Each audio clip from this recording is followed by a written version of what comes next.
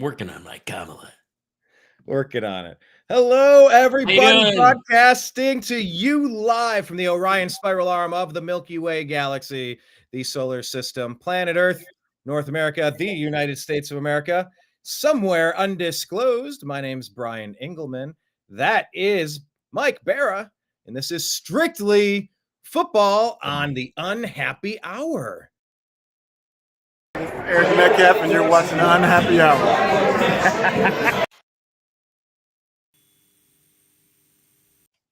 All right. That's funny. I was at Alien Con once, and I'm in the green room, and this is in Baltimore, and they had Michael Dorn, Worf from Star Trek: The Next Generation, there, and he's so full of himself, it's ridiculous. Anyway, Dave is my brother's always made this joke, a true warrior can hold his urine, Captain. Mr. Worf, do you need to use the restroom? A true warrior can hold his urine, Captain, in the Michael Dorn voice.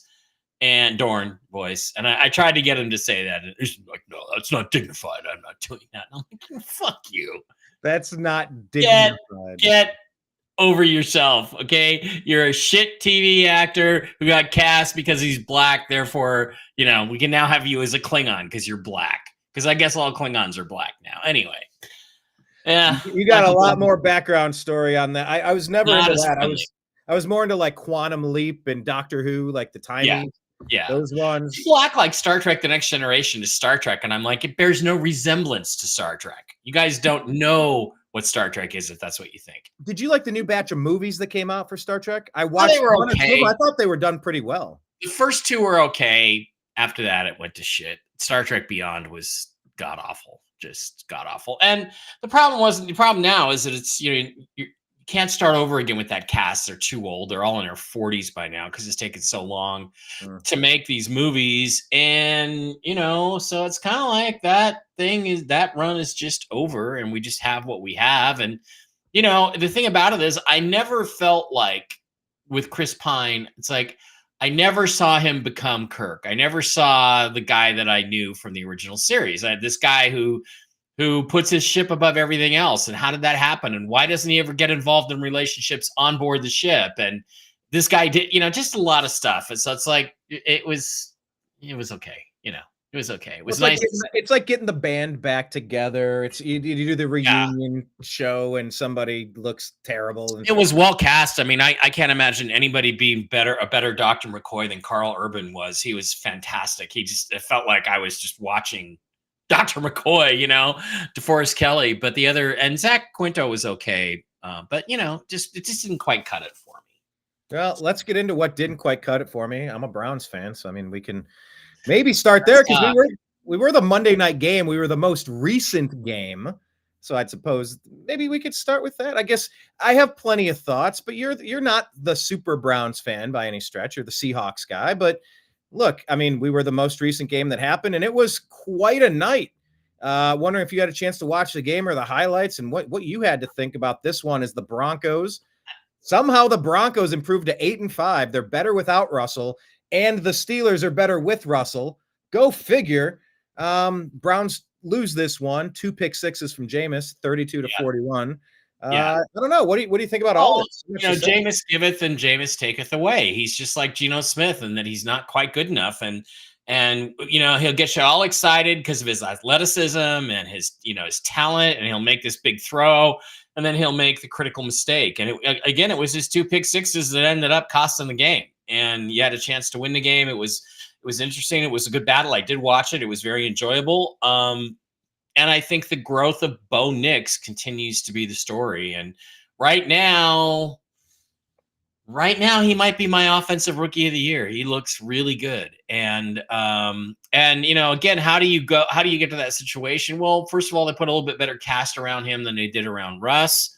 And he's in an offense that just suits him. It suits him really well. It's simple. It's quick throws, quick reads, but he's executing it extremely efficiently, although he didn't have a great night on Monday, but he had a good enough. Yeah, and I mean, compare it. He had 2 interceptions. He only had a QBR of 41, a regular rating of 65. But look, they asked him to throw it 35 times. They asked Jameis Winston to throw it 58 times. It's crazy. That's not sustainable. Now it's a question of chicken and the egg. Is this because the Browns' offensive line is no good? Is it because, and they're injured as well? We've seen this game before, but Nick Chubb coming off the knee injury. A lot of people say it takes an extra season to really come back and have the same explosiveness, although he did catch a touchdown pass and he had a run, he had a long of 10 yards. I don't think he's looking as bad as some people are saying, but no, I think it takes problems on the Browns, and that's necessitating 60 throws from Jameis. And if you throw it that many times in the pros, they're going to start jumping the routes. I blame Ken Dorsey and Kevin Stefanski for not realizing how tight that window had become where Jameis was throwing it in there, and you could see him jumping the routes. That you need to call a very explicit 10-yard button hook, pause 1,000, and then turn and go. Do a stop and go. Yeah, turn and go. Pursuing. A turn and go gets rid of that jump in the routes thing really quick. A couple of those, and gives you a little more space to operate in. It's weird when you're watching a game and you're seeing things that you would be coaching up if you were the coach, and your coach doesn't seem to see it. It's like maybe they're too busy, distracted by other things. I don't know, but it's just one of those things where one thing leads to another. And again, an ACL, unless your name is Adrian Peterson, you're not coming back to full strength for a calendar year after the injury. And I think he hurt it late last year, if I remember. I don't think it's been a calendar no, it was a few games into the season, maybe game 3. It's been a calendar year. And with an Achilles, I think it's 2 years before you get your full explosiveness back, if you ever do after an Achilles. I don't think you really ever do. Yeah, that's a brutal one. I've had that. It could be worse. It's an ACL, not an Achilles. So I wouldn't be ready to give up on Nick quite yet. But I think Nick had a previous ACL, and I think he blew out just about everything in the last one with Minkah Fitzpatrick. Any thoughts on that?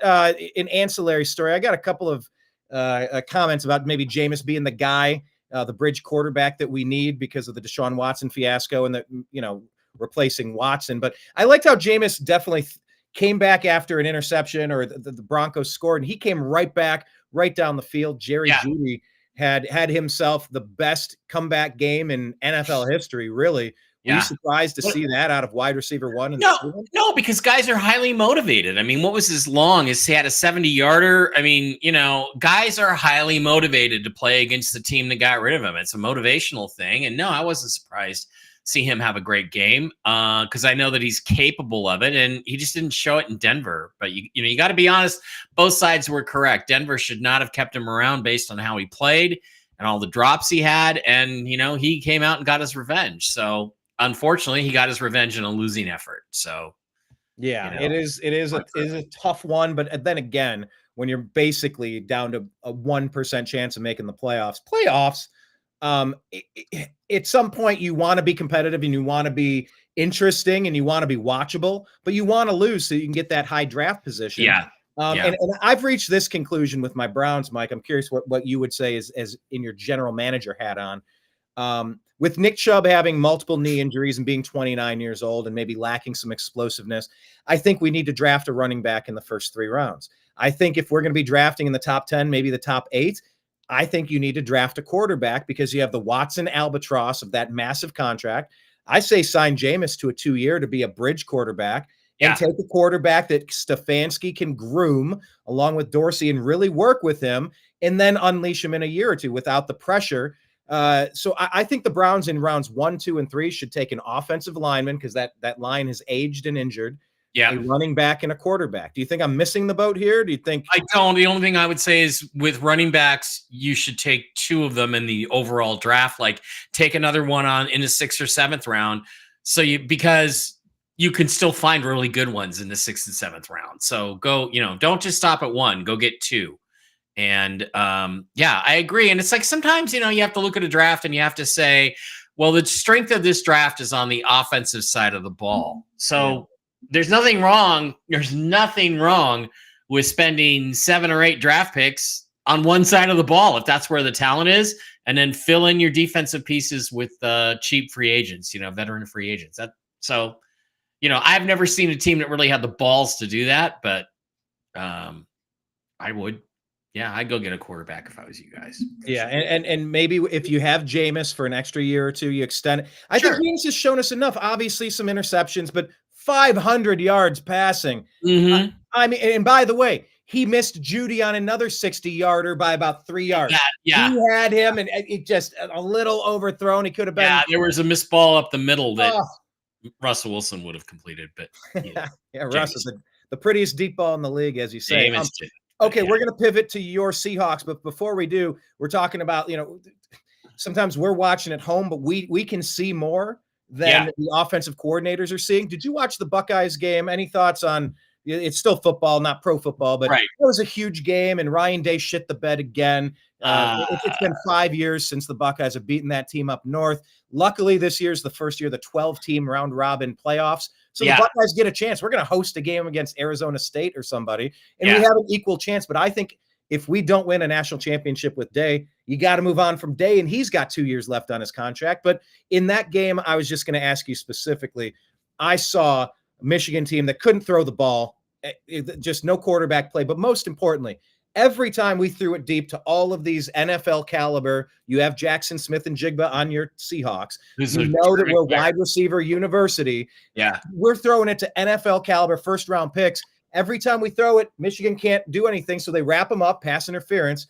We hardly threw it downfield. And then Will had somehow 2 interceptions, dinking and dunking, instead of just airing it deep. Did you have the same thought? Like, why aren't we throwing it more with Chip Kelly? What are you calling for an offense? Any thoughts on that? Well, yeah, I mean, Chip Kelly, you would expect him to throw it more. I didn't watch the game in great detail, but I did watch it, and I just saw one highly motivated team and one not so highly motivated team. You'd think for their big rivalry they'd be up, but there's something missing in the preparation and the intensity level with Ohio State with this series. They should have been determined to come out and win like 56-17 and really lay it on them. But you got low character guys to a certain extent. G. Scott, one of the receivers there, he stinks. His whole family is from Seattle, and they're horrible people. It's just like, I don't know what the problem is. And it's an interesting strategy to say, okay, we'd rather give up 15 yards than give up a touchdown. And you got to challenge a smart that. Play. You got to challenge that. It's like, oh, we need 15, we need 5 yards and an automatic first down. Let's get 15. Let's throw deep. They didn't do that. So no, I don't understand it. I didn't watch enough of the game to be able to really comment on it. But it's a trend, right? It's a trend. Do you like that in college that it's 15 yards and a first down instead of first and goal at the 1 yard line? Well, I think it should be in the pros. It should also be 15 yards and an automatic first down, unless you determine that it was to save a touchdown. Like you just tackle the guy when he's wide open, and then then it would be a spot foul. That's obviously bringing more referee judgment into it, but that's what I would do. Well, that's kind of like in the NBA. They started getting away from the fast break dunk. It's like people pay their tickets. They want to see a couple dunks. If he's 2 steps on you, don't reach out and grab him by the ankles. Don't wrap him up. Let him get the dunk. Like they had to kind of change the penalty phase for that. Yeah.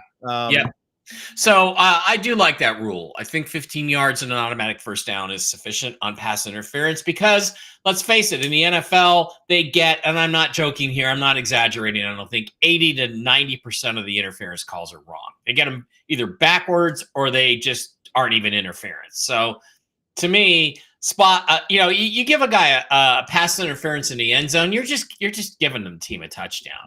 The other team's going to score a touchdown 99% of the time. So unless you're the Seahawks on the 1 yard line trying to punch it in. So then there's that one. No, I kind of like that rule change. I think the final point I wanted to make on this before I'll pivot to your Seahawks was just you saw it. You summed it up as perfectly as I could have said, is that you saw a team. Well, now I'm paraphrasing because I don't remember exactly, but you saw a team that really wanted to win and then a team that was just kind of going through the motions or sort of. And I saw right off the bat, I kept saying in the first, second quarter, I was doing a live stream, missed opportunities, mistakes. Like when you start adding these bad adjectives and they pile up like pancakes, another Mitch Hedberg joke about pancakes, by the way, but it's gonna, you got a strong chance of this turning out a wrong.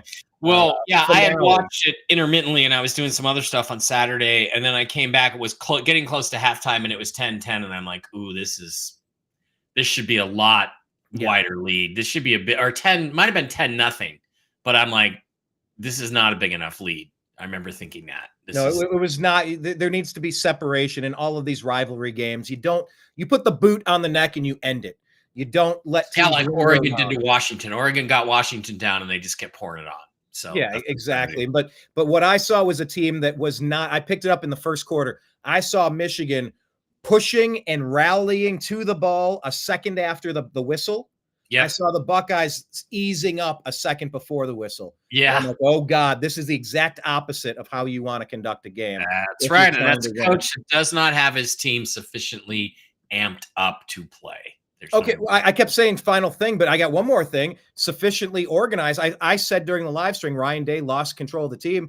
There was that whole planting the flag fiasco. That happened several times in college football over the past weekend. Baker Mayfield famously did that in Ohio State Stadium. You have any thoughts on that? Because that turned into a big, ugly skirmish. And well, look, you win a game on the rival's field. You're going to go plant the flag in the logo. You're going to try, and the other team's going to try and stop you.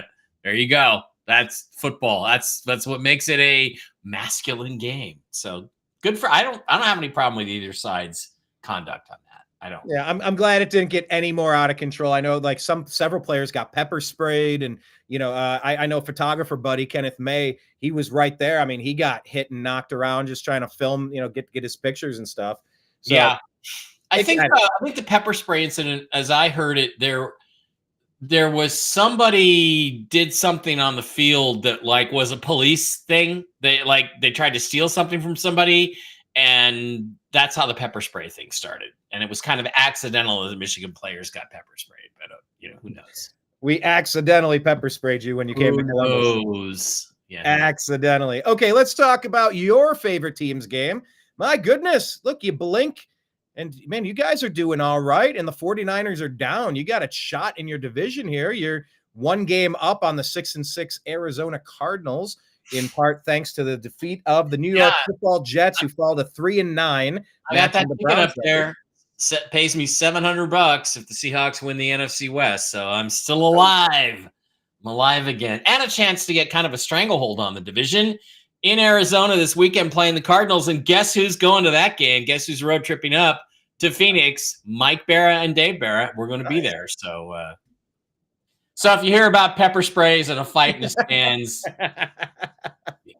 planting a flag at midfield. Yeah, I mean, you guys they're highlighting some of the plays here. The 92-yard interception return. Yeah. Charbonnet, late touchdown. You got your two running back system over there. Yeah, well, the late touchdown, it was open. Here's the thing. There's some things that really struck out. I mean, first of all, they fell behind. Yeah, but by the way, that late touchdown, you put 10 points on the fourth quarter. You won the game by 5. You needed every one of those points. Yeah, at one point it was 21 to 7, I believe, at one point, and the Jets had moved the ball downfield. I think we muffed a punt and we fumbled a kickoff and allowed a kickoff return for a touchdown.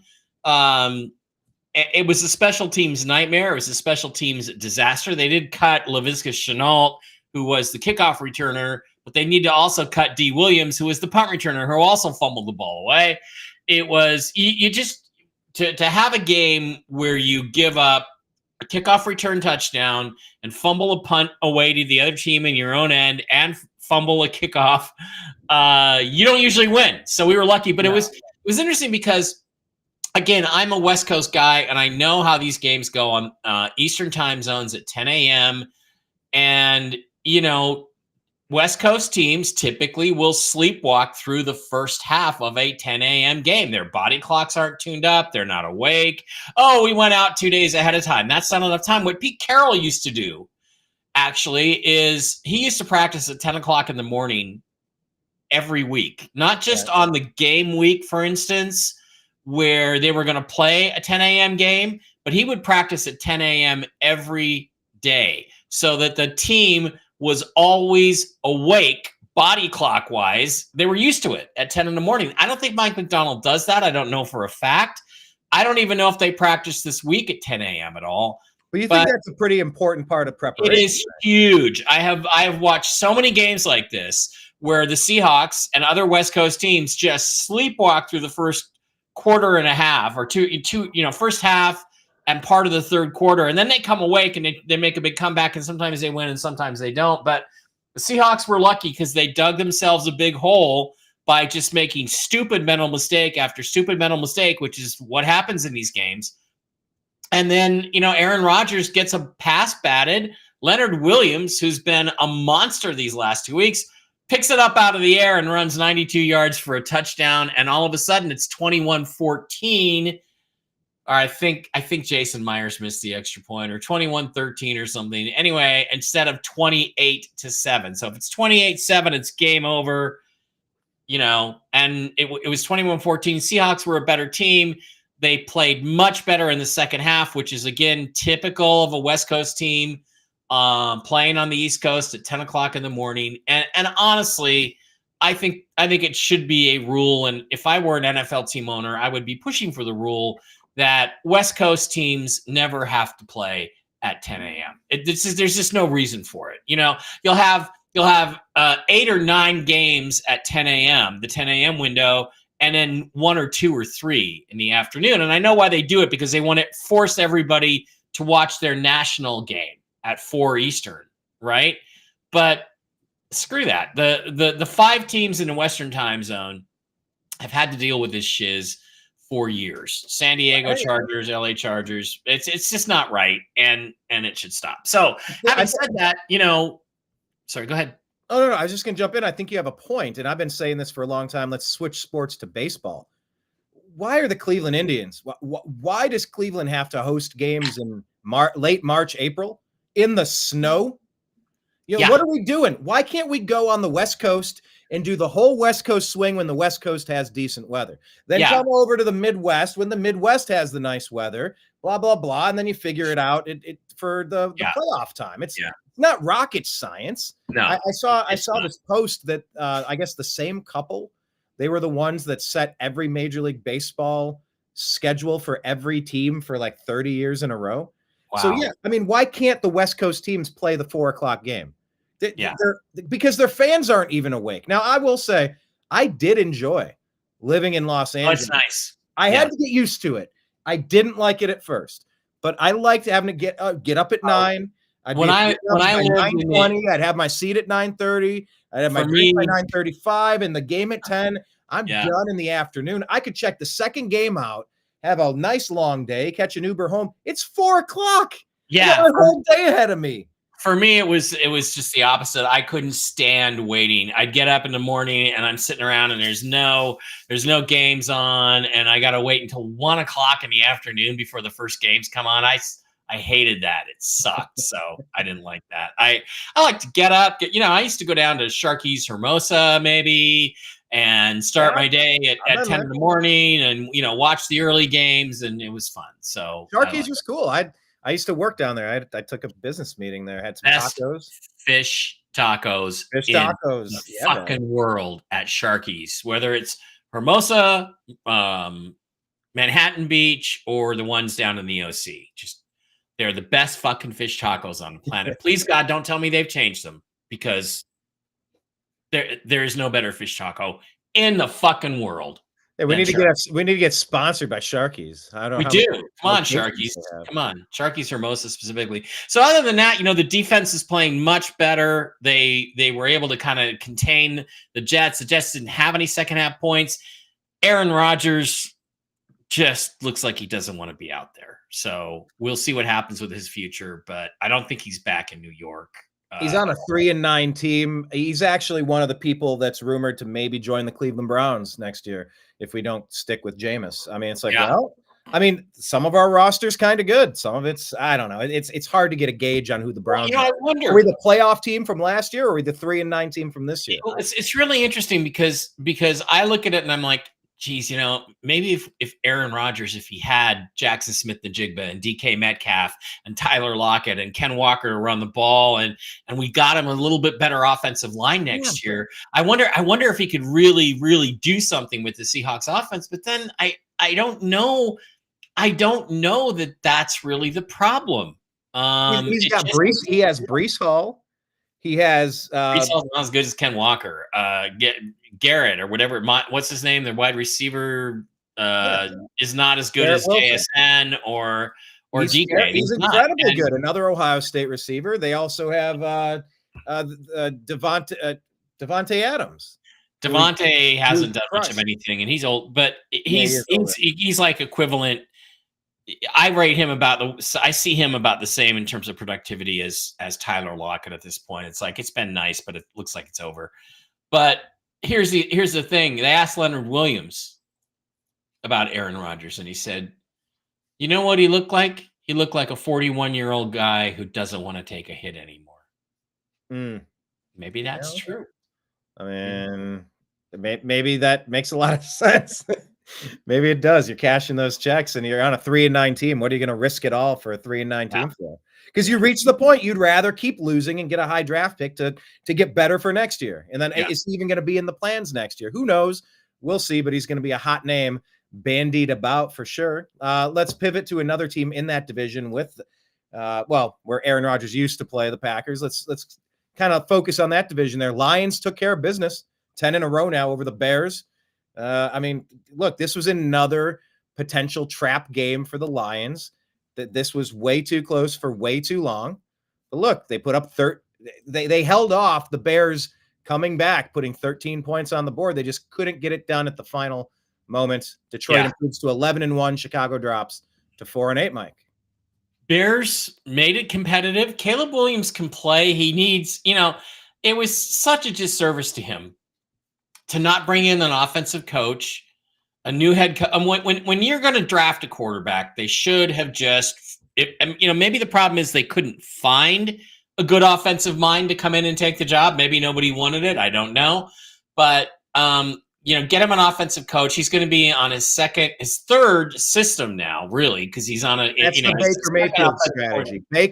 Everything changed for Baker Mayfield every season. Yeah. Coaches. Third offensive coordinator. Yep. By next year in his second season. That's how you ruin quarterbacks. But Caleb still showed me enough that, he's got a real future. He really does. He's got so much talent. He's at least got Cam Newton level talent. And but let me say this about Caleb. Look, DeAndre Swift is okay. DJ Moore, Keenan Allen, they're good. Odunze and Kmet, they're good. They have weapons on offense. It doesn't really factor in the offensive line. But I mean, that's the thing is like everybody, they're going to be looking to improve the offensive line. You go through another draft and you get a really good offensive minded head coach that can exploit the talents he has. So they played hard. They stayed in it. They fought, and the Lions were just that little bit better. Short weeks are always tough to predict, but the Lions came through and they remain the most interesting team in the league right now at 11-1. Yeah, and on the fantasy front, Amon-Ra St. Brown, man, I'll tell you what, I did not have Sam Laporta catching both touchdown passes and kind of cannibalizing that. Definitely hurt my fantasy football league. My first place teams who both have Amon-Ra St. Brown both suffered because he had only 5 catches for 73 yards and no scores on 7 targets. But yeah, that's another team there with their two-headed beast of Montgomery and Gibbs with good rushing, 88 yards and 87 yards respectively, and Jared Goff, 2 touchdowns, no interceptions, getting the job done. They're in the driver's seat. You're looking at the entirety of the NFC. It's starting to look like the NFC Championship is going to run through Detroit. And when it comes that time of year at the end of the season, it's going to be super important to to kind of have those things in your back pocket. Staying in that division, the Packers, they improved to 9-5 on the year. I picked the Dolphins in the upset. That was not to be. Well, you were swinging for the fences. That's all it is. You're just swinging for the fences. I am. I'm letting it rip. Feast or famine, as they say. But yeah, Reed has 2 touchdowns here, and they hold off the Dolphins. Do enough. Dolphins fall to 5-7. And I don't know. What did you think about this game? Packers take care of business at home. Again, Tua makes a huge difference for that team. He played well. It was a competitive game for a while. It was an interesting game to watch. Tua played better in a cold weather situation than he usually is given credit for. I thought he did quite well. Jordan Love is great, and the Packers are such a well-coached team. They really are a well-coached team, and I dread the Seahawks have to play them this year in a few weeks, and I dread it because I think it's an L because I think they're really good. So that's about all I have to say about it. Except it was a fun, entertaining game to watch on Thanksgiving, and I enjoyed it thoroughly. Let's talk about another Thanksgiving win. This one, the Dallas Football Cowboys took care of business. I was rooting for the Giants to get the win because they're in the driver's seat for the number 1 overall pick. If these 2-win teams could start getting 3 and 4 wins, it'll help my 3-9 Browns. But look, the Giants are desperately in need of a quarterback. They're positioned quite perfectly to drop Daniel Jones as they did, who got picked up by Minnesota, of course, and now they're looking at the number 1 pick. But look, Cowboys did it at home on Thanksgiving. There's something comforting about watching the Lions and the Cowboys on Thanksgiving, right? I mean, there's some tradition to that, although I've wondered why can't the Browns be the Thanksgiving tradition? But oh well, it is what it is. What did you think about this game? Just two bad teams? There used to be this guy that did a newspaper column called The Bottom 10, and he would talk about the worst teams in football, college and pro. And for the NFL and for college, he always had the crummy game of the week, right? You know, the game. This would have been the crummy game of the week that nobody wants to watch. It was Thanksgiving. I barely watched it. The Cowboys are bad. The Giants are worse. Not much you can say about it. Neither team's got anything going on. So. Well, I think they were saying the same thing about the Cleveland Browns and the Broncos several weeks ago. It was like, well, the Broncos suck. The Browns suck. We should flex this game. There was, I'm not entirely sure what can be flexed. Is it Monday? I don't think you can do it Sunday night. Just Sunday night, as far as I know, unless they've changed it to now be Monday, but it used to be just Sunday night. And they tweak that stuff all the time. But I heard chatter, or at least maybe it was tongue in cheek, if not legitimately possible. Man, wouldn't it be great to flex out of this Cleveland sucks, and they put up 500 yards of offense and made it super interesting, if nothing else. It was an exciting game. It was a fun game to watch. Yeah, absolutely. If you can't at least win, you might as well at least be interesting. Look, here's another 2-win team here moving along to the Raiders. This was an interesting game. Kansas City somehow, once again, snatches victory from the jaws of defeat, holds off the Raiders, improving to 11-1 on the season, matching the Lions in the other conference. Raiders, of course, are in the market for quarterback. They're going to have the pole position along with the Giants to do that. And of course, remember, Tom Brady became a minority owner of the Las Vegas Raiders. He's going to want to put his input in on this and get a new face of the franchise, moving on from Gardner Minshew and Aiden O'Connell. But look, a botched snap.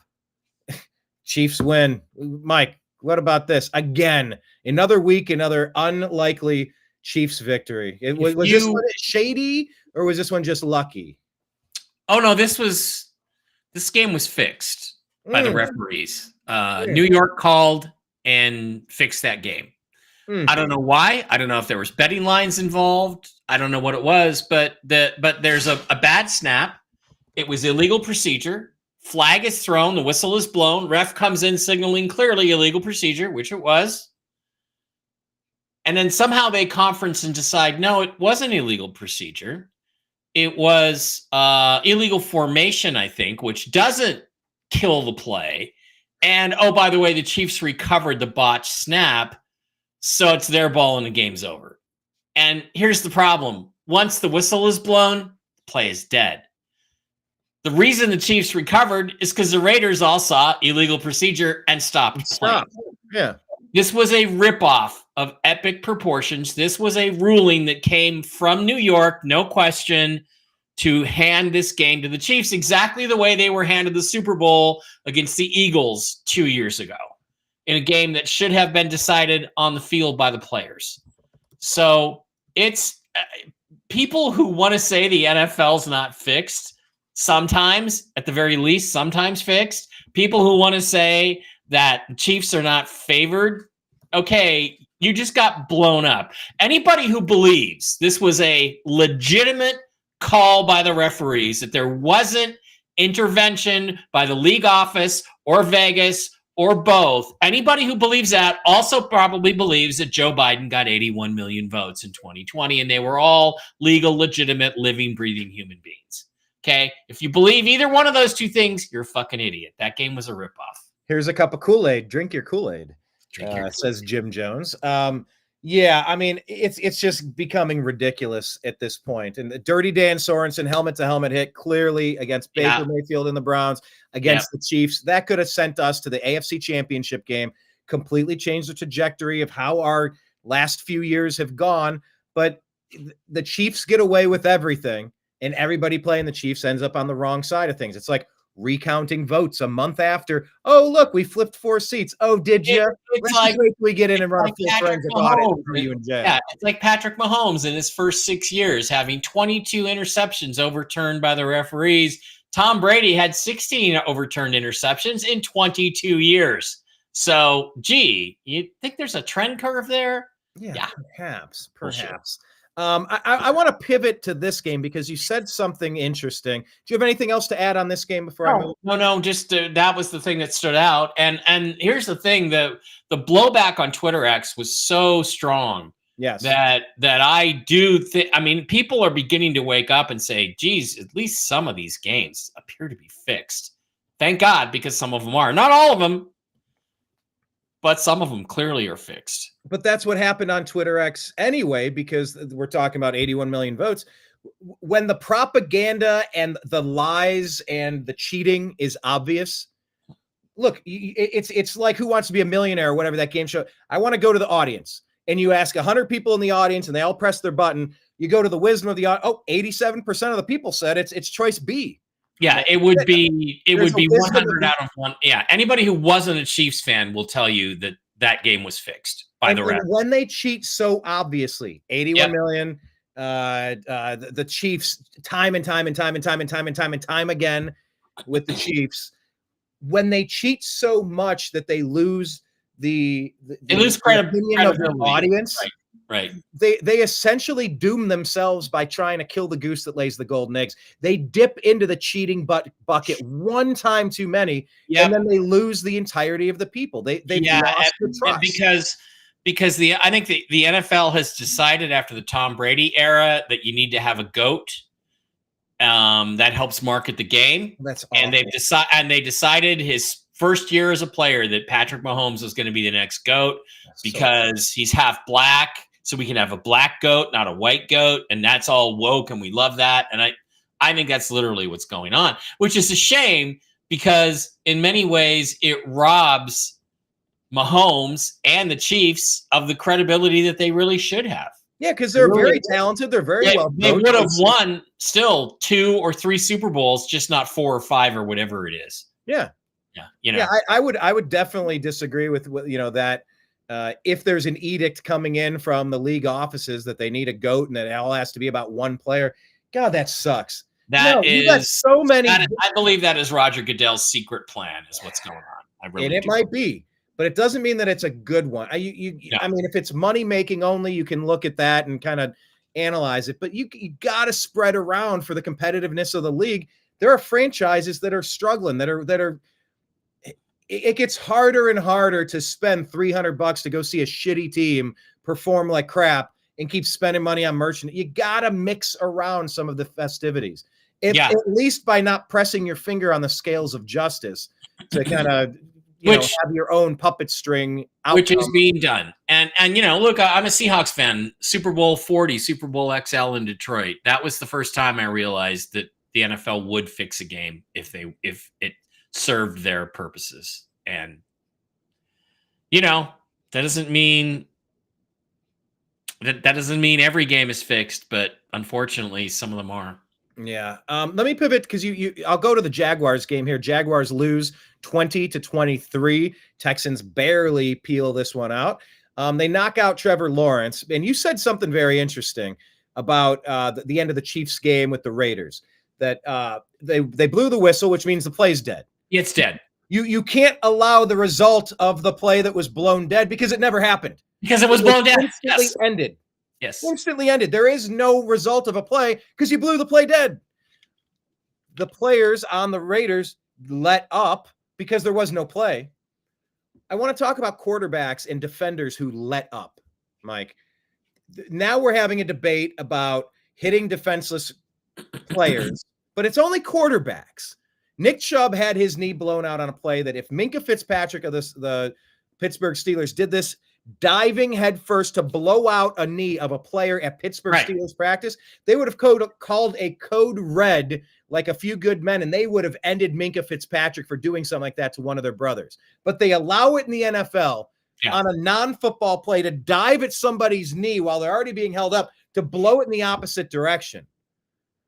Minkah Fitzpatrick should have been suspended for as many games as it took for Nick Chubb to return from his injury on that bullshit cheap shot. Yeah, I don't necessarily. That didn't happen at all. But Trevor Lawrence, and they're wondering about you.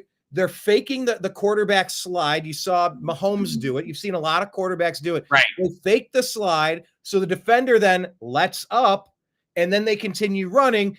And then the defender's like, well, they're going to fake the slide. We're just going to cream them. Then they suspend it when you hit a quarterback, but not a running back. I can't make this make sense, Mike. Help me unpack this. Well, I mean, that hit at full speed, it looks bad, but then you kind of rewatch it and think it through, and you're like, what's the defender supposed to do? Yeah. He's trying to get him down, and when he starts his dive, Lawrence is still upright. So I think you have to go ahead and go through with it. I don't think he had to go helmet to helmet on him. He probably could have avoided that a little bit, but there's not a lot a defender can do. And look, I'm sorry, it's the NFL that is causing all of these knee injuries because the knee is now the only place you can hit a guy and not get a penalty. There was a play, I think it was the last play of the game, 4th down, the Jets-Seahawks game, where, Kobe Bryant blitzed and he hit Rodgers and he hit him right up here, but it was close enough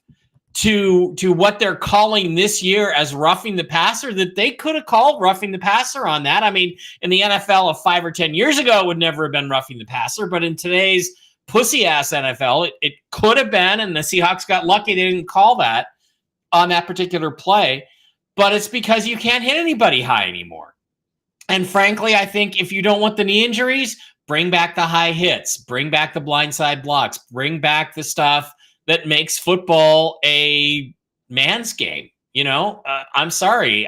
One of the most famous blocks is Golden Tate in like 2012 against the Cowboys linebacker. I forget who it was. And the guy's not looking, and Golden Tate's blocking on a passing play, and he just blows the guy in the next week. And I'm sorry, that's football.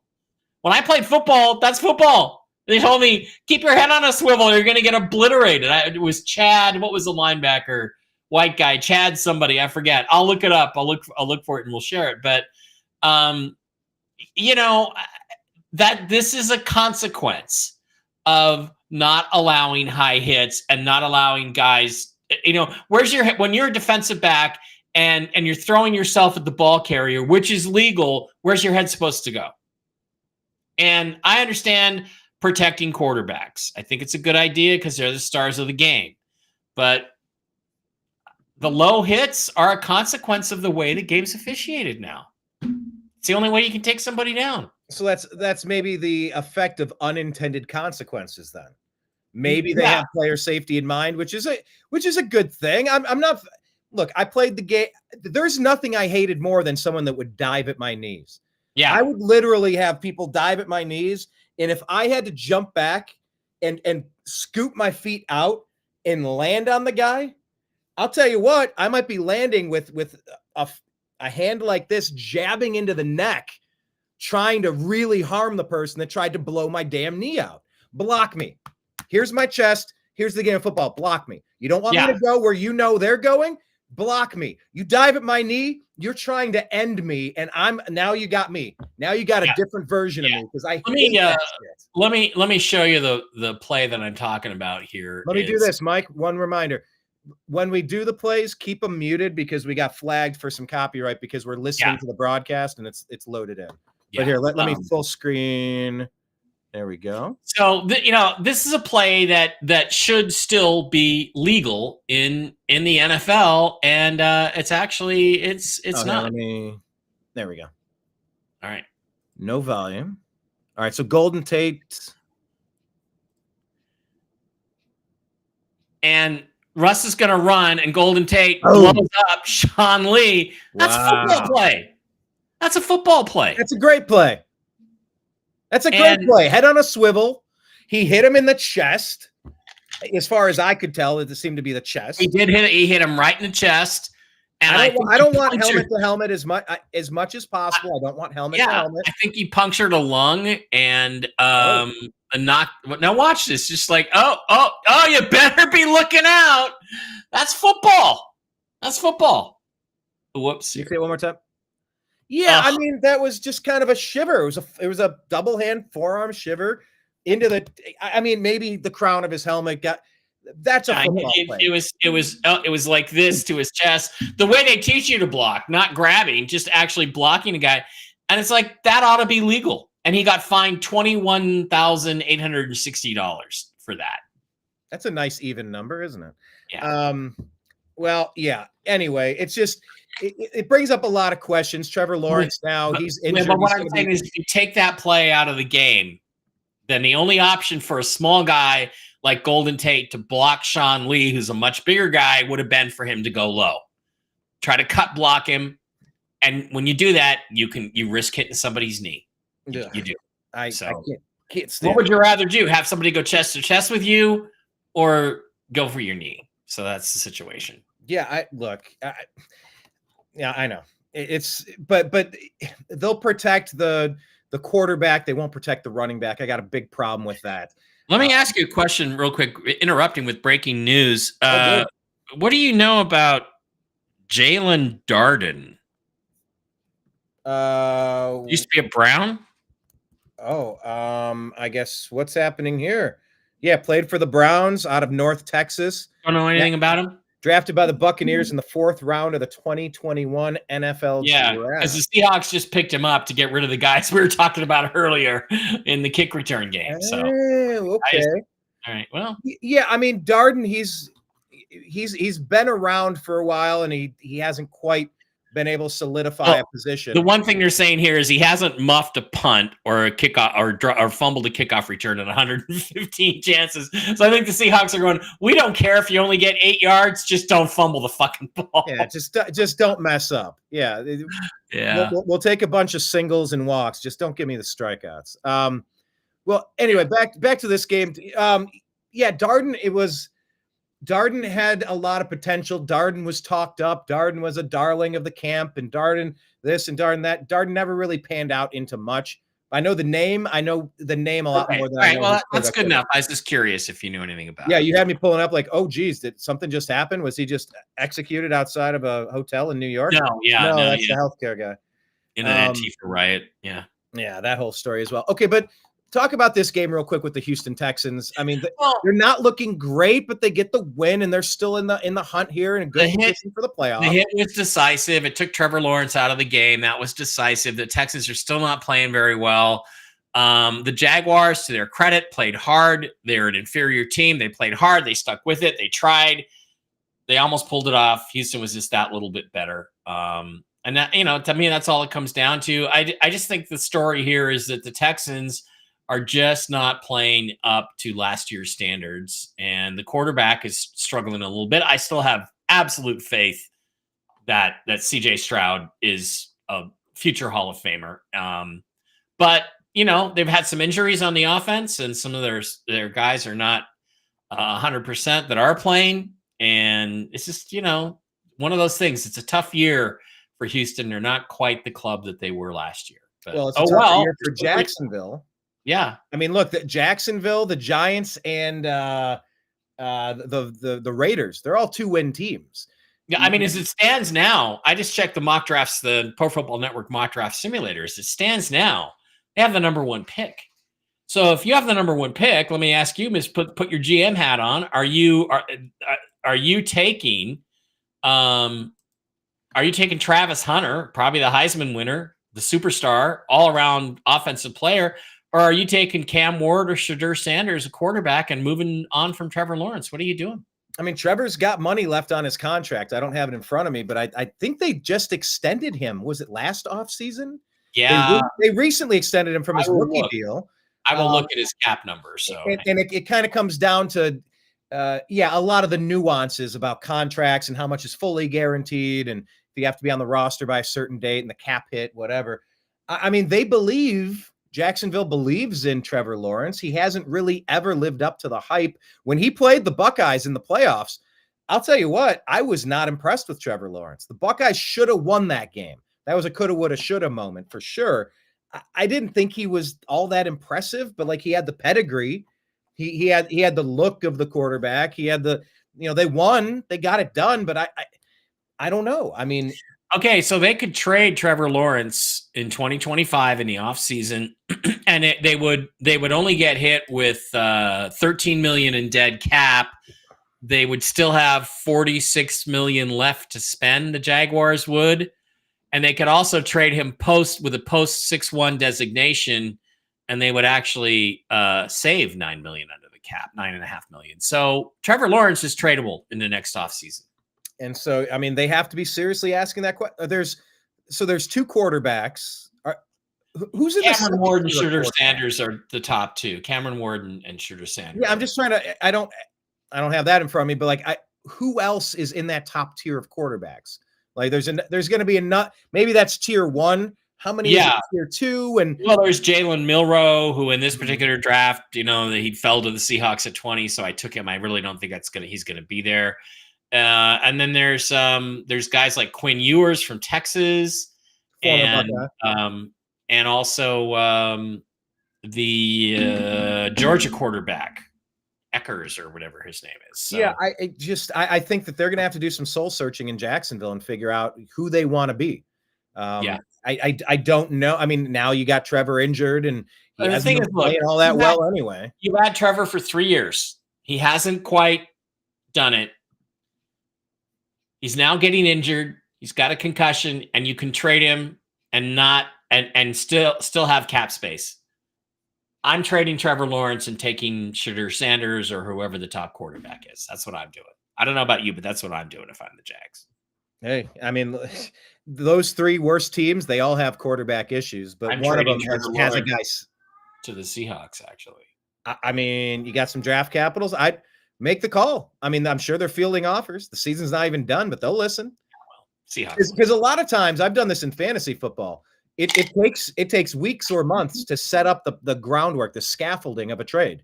Yeah. And it's kind of, hey, I'm interested. What I'm just theoretically at. What would it take? Oh no, I couldn't do all. Well, there's all this bullshit you have to go through, right? Yeah. So always, every time. Let's pivot over here. The Rams get the win. That's another one in your division. They're 6-6 now. It's hard to believe they're 6-6. They have pedigree. They have coaching. They have talent. They've been injured, but they're starting to get healthy at the right time. It seems. Close game, maybe closer than some expected. New Orleans Saints lose 14-21, falling to 4-8 on the year. Kyron Williams helps, and that helped my fantasy team. We are in the hunt now. I've never won a fantasy football league for TD there, touchdown there league. We've been in it for so many years, but now we're clinging to the playoffs because of Kyron Williams' effort and some other things. But what do you take away from this game here? Well, not much to say about this game. Again, it was an early window game. Rams didn't do anything in the first half. They woke up in the second half, got 21 points. Very slow first half. Saints aren't very good. West Coast team playing on the road. Saints aren't very good. And they couldn't hold on to the lead that they developed in the first half. And, again, Matthew Stafford is an elite talent at quarterback. I don't know if he's an elite quarterback, but he's an elite talent. He's got some good receivers in Kupp and Nakua. And I just think that they did. Although, did Kupp play? I'll tell you what. Kupp only had 3 targets for 17 yards. He killed me in this matchup in my dynasty league. Killed me. But they did enough to win, and that's all you can say about it. This was the worst stat line of his 2024 campaign, and they mainly leaned on Puka Nakua. So, New Orleans Saints are sitting at 4-8. They got to figure out, Derek Carr, how long are they going to take a flyer on a quarterback? They got Dylan what's his name? Dylan Rattler. Am I saying Spencer Rattler, who I like a lot. Spencer Rattler. I got hung up on Dylan. But I don't see him coming in until they're out of the playoffs. And once that happens, then why not start him, give him some experience, and see what happens. Right. Okay, let's talk about this one here. Buccaneers. Here's another 6-6 team. Yeah. Look, this game was way closer than maybe you expected. Tampa Bay had to come roaring back against these Panthers. Panthers dropped to 3-9, so they're sitting with the same record as the Browns, although they have Bryce Young, and Bryce has looked a little different since he had a little bit of a timeout. Playing a little bit better, kind of conservative, but 298, 1 touchdown, no interceptions. Baker survived 2 interceptions, but he led him back to get in the game, and they end up winning it on a field goal in overtime. Yeah, Baker taketh away and Baker giveth in this case, right? He came back and got him something and win the game at the end. Yeah, I think the story of this game, I did watch a lot of this game. I think the story of this game, it went into overtime. It was very exciting, was actually Bryce Young and how well he played and how controlled he played and how he didn't get rattled. I mean, there was a touchdown late, his 1 touchdown pass. You know, he rolled out. He looked like Russell Wilson. He rolled out. He kept his eyes downfield. He escaped the pressure, found his man, hit him with a very accurate pass touchdown, and it put them. I think that tied the game, or put them into the lead. But either way, it was late in the game, late in the fourth quarter. Good for Bryce Young. He's starting to come around, for sure. So yeah, and just back to Jameis real quick, just to highlight this point again. I really liked how he came back after the defense gives up a touchdown or he throws an interception and it leads to this. He comes right back and he airs it out like nothing ever happened. I like that resiliency. Maybe keep him another year in the Browns system. See if he can improve. We need a bridge. We're stuck with, Deshaun Watson. Nobody wants him in the building. It sucks. But anyway, it's nice to see quarterbacks resilient. And I wish when we drafted quarterbacks high, we could ride or die with them for a couple of years. Let's see what they're made of. If they're young, they have so much to learn, so many reps that they need to get under their belt, so much film study, so much to take on. I don't like how disposable it's become. I hate that the Browns got rid of Baker so quickly. Yeah, I know, but I hate that Russ is gone, but these are things we have to adapt to. This is true. Let me just read this little part because I found this particularly interesting about this game. When Baker Mayfield felt Jadeveon Clowney step on the back of his right ankle in the third quarter, he'd feared he had torn his Achilles tendon. Yeah. For a brief moment, he worried his season was over. Luckily for the Bucs, it turned out to be much less serious. Mayfield returned to the game after missing just 2 plays and led 4 more scoring drives, and the Bucs won. Baker said, honestly, it scared the daylights out of me. I've seen some people pop their Achilles before, and they say it feels like you get cleated in the back. Obviously, not knowing what had happened, I thought that's what I did. It was a little painful, but I got taped up again and went back out there. So, yeah, good to find out that Baker did not get hurt. I'm really rooting for the kid. I've invested in his rookie cards and his graded signed autograph. I would love nothing more than to someday see Baker Mayfield win a Super Bowl. Yes. All the people like Colin Cowherd who said he'll never win a Super Bowl because he wears his baseball cap backwards. Fuck you, Colin. I know, that's so goofy. Colin was riding the anti-Baker, anti-Cleveland hate. Yeah. Now I don't think Baker should have been the number 1 overall pick, but he was definitely a first-round pick, and he's more talented than people give him credit for. Yeah, he's gotten a bit of a raw deal and a false narrative similar to Trump. And he's very false narrative. Very competitive person. And that's what you need to have. That's the thing that separates Russell Wilson. Right. It's his ultra competitiveness. He hates losing. He hates it. And so does Baker. And that is something you look for in a leader, Yeah, they say you hate losing more than you like winning. Yep. And I can, when I played football, the very first year I played was 8th grade. My mom would never let me play. It was too dangerous. And it was. I was never allowed. And I finally came back. Golden Tate's out there head hunting you or chest hunting you and knocking your spleen into your brain case. So maybe I'm glad I sat out some early concussions in those early years of Pee Wee football. But I came home one day and I just said, I had saved up my money from birthdays or whatever, and I bought my own cleats. And I just went to football practice, got my pads, came home and said, I'm playing football this year. And I did. But yeah, we were on a winless team. We didn't have a win until the final game of the year. And I hated losing so much. And I just busted my ass, cut to my senior year, undefeated playoffs, state championship game. Like we turned from garbage to good. And I hated losing. I loved winning. There's nothing like that feeling when you know your team is really good and you're going to go out there and you're going to win. Tell me what that's like. Now, I remember it in high school. I don't remember it for my Cleveland Browns. Right. I want to The get thing back. is, when your team is good, it's actually a lot more stressful. I think we talked about this last week. 2013, I knew the Seahawks had the best team in football, the best roster by far, but I'm afraid. Is Pete Carroll going to do something stupid and blow a playoff game or a Super Bowl for us? Is Darrell Bevell, our offensive coordinator, going to do something stupid and blow a big game or a playoff game or a Super Bowl for us, which he did the following year in 2014 at the 2-yard line with Marshawn? Bevell did finally lose us the Super Bowl. Or are the referees going to screw us again? And like they did in the Super Bowl 40. And it was so stressful knowing that they're the best team, but are they going to get the breaks that they need and have people not cheat and win the Super Bowl they deserve to win? And for that 1 year, it all came together. So there's parallels there between 2016 and 2020 as well. I seem to pick the same types of people and teams to root for.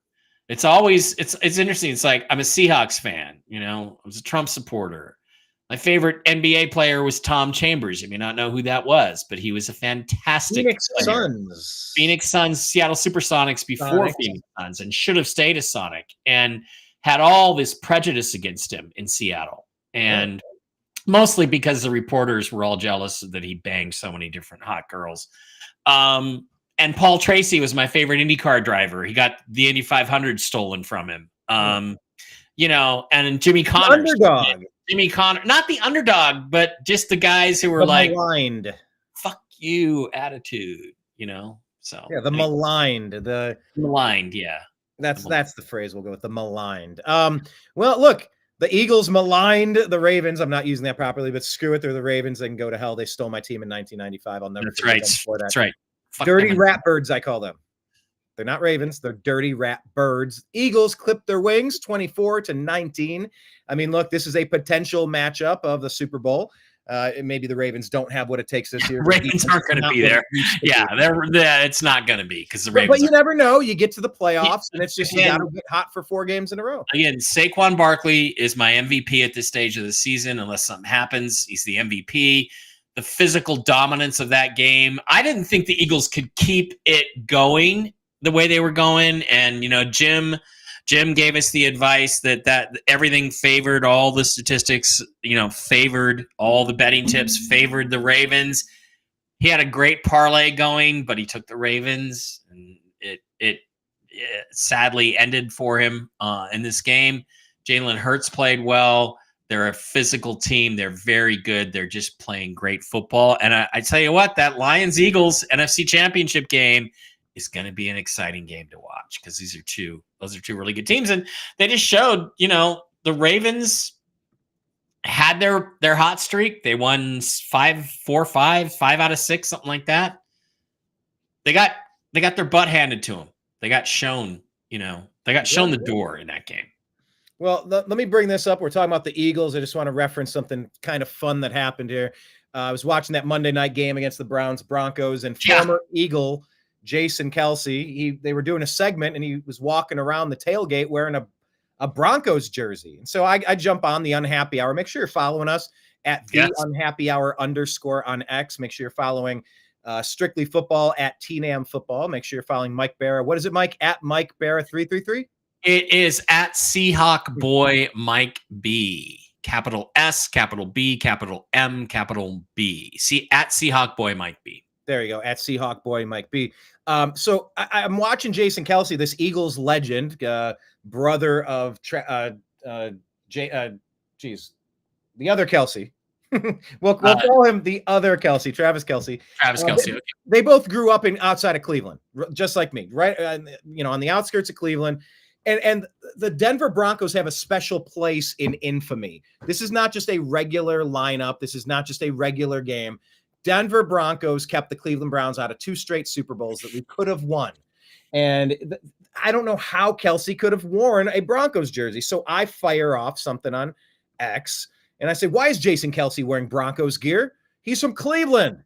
So I tagged Strictly Football and Mike Bara, Browns, Broncos, Monday Night Football, whatever. So he goes ahead and responds to it and puts a picture here of him picking the Browns. And I just want to mention this because it was an interesting moment getting, 500.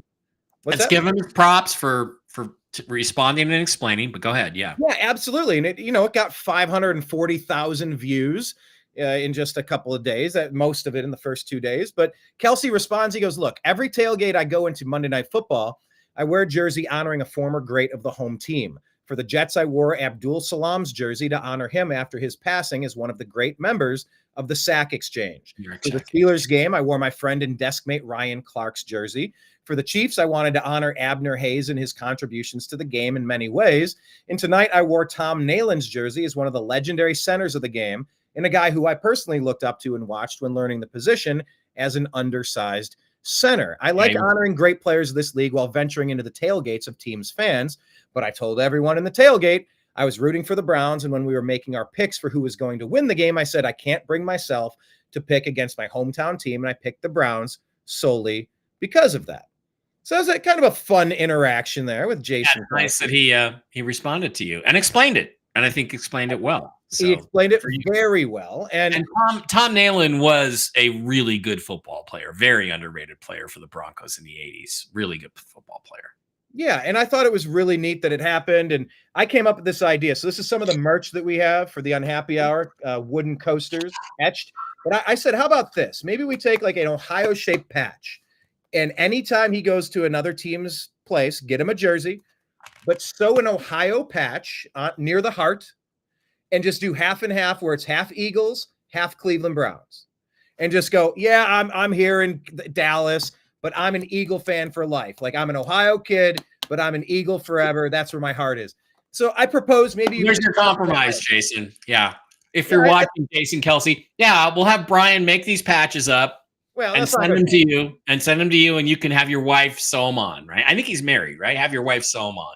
There you go. Well, they have a whole Monday Night Football crew that can handle that for him. I'm the idea guy. We'll let him do it. But yeah, kudos to you, Jason. And I have invited you on to the Unhappy Hour. We'd love to have you on and talk football. Oh, that would be hilarious. That would be freaking hilarious.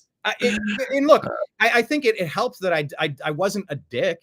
Yeah, you weren't a dick about it. And he was not a dick in response.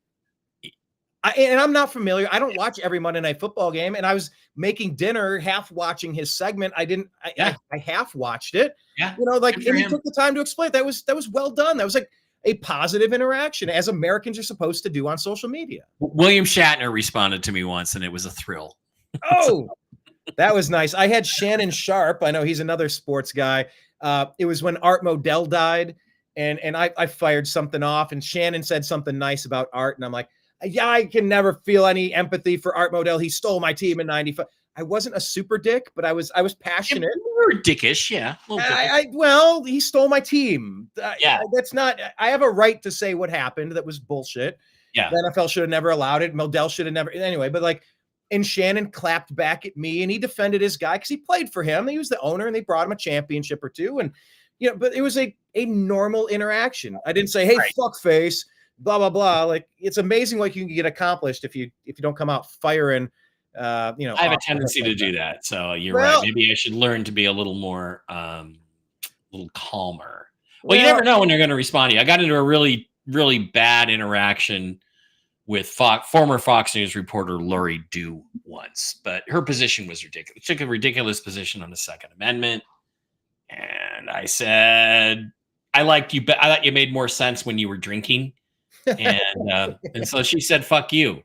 And I said, maybe when you were younger, Lori. And I won, but I felt like a dick afterwards. I shouldn't have done it. Anyway. Yeah, I know that's social media. Who do I like in tonight's game? Robin Parker. Who do I like in tonight's game? We will get to the pick segment in a little bit, very soon. And I will let you know. But what up, Robin? Thanks for joining us. I will also tell you, if you bet money line on my picks this year, you'd have made some cash. You would have made some, not maybe you wouldn't be rich, but enough to buy some XRP. All right. Yeah, XRP. That's doing pretty well. I'm glad I held on to it for all that time. Okay, let's go to this one. Chargers, Falcons. Falcons drop another. So they fall to 6-6, kind of evening things up so Baker can take that division perhaps. Chargers improved to 8-4. This is another close game. No scoring in the fourth quarter, but Look, third loss in the row for the Falcons. Are they that bad? And the Chargers, are they really an 8-4 team? What do you think? Yeah, they are. Yes to both questions. They are. And the Chargers, they're well coached by Jim Harbaugh. He knows what he's doing.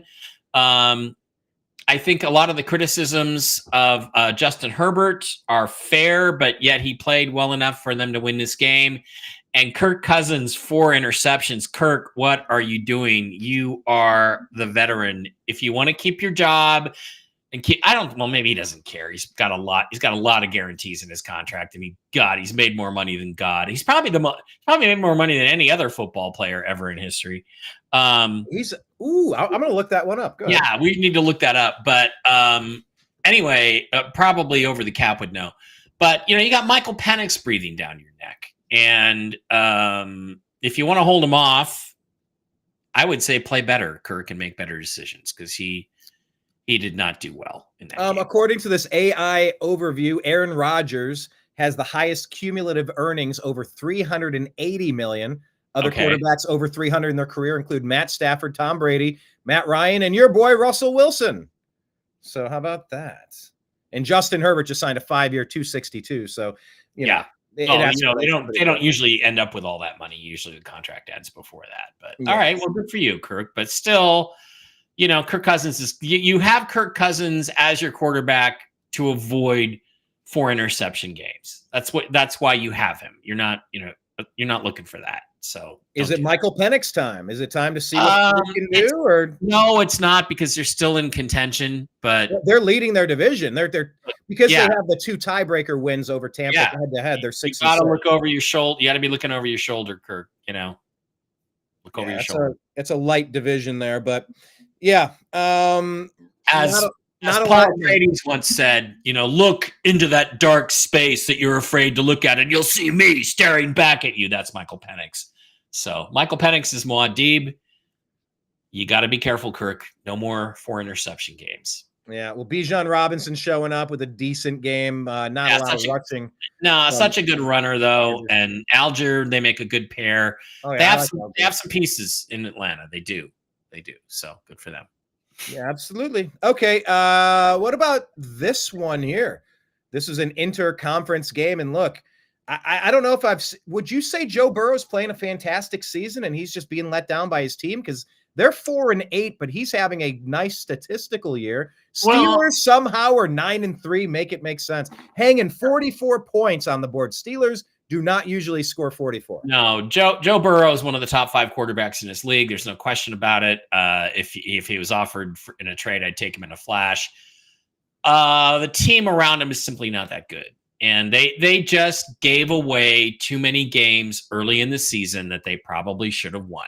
And now they're playing catch up and they're not going to catch up. So, I would, in fact, if I was them, I would think about taking care of Joe Burrow and resting him up, to be honest, and getting him ready for next year because you're just about out of it. Russell Wilson, 35 years old,